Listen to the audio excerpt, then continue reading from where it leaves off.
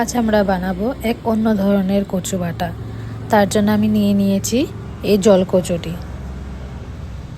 কচুগুলোকে আমি কেটে নিয়ে এগুলো আমি কুড়ুনি দিয়ে কুড়িয়ে নেব সবগুলো ভালো করে। এবার আমি কিছু পেঁয়াজ, কাঁচা লঙ্কা ও রসুন কেটে নিয়েছি। কড়াইয়ে তেল ভালো করে গরম হয়ে গেলে এর মধ্যে দিয়ে নিব কেটে রাখা পেঁয়াজ কুচি, এরপর কাঁচা লঙ্কা, এরপর রসুন বাটা।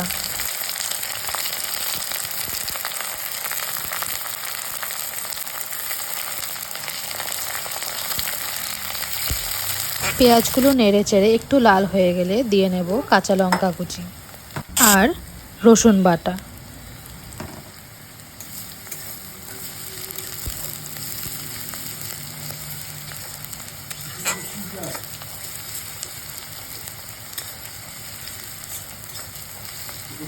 সব কিছু হালকা ভেজে নিয়ে দিয়ে নেব এর মধ্যে হলুদ গুঁড়ো আর নুন।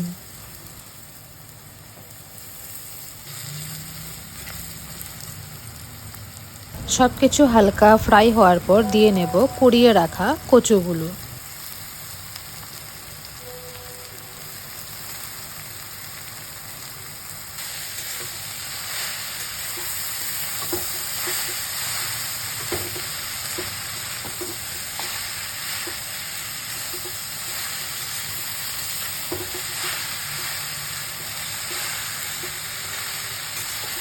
সবগুলো ভালো করে মিশিয়ে নিয়ে আমি কিছুক্ষণ ঢাকা দিয়ে নেব এবং এটি বারে বারে কিছুক্ষণ করব যেন কচুটি ভালো করে সিদ্ধ হয়ে যায়।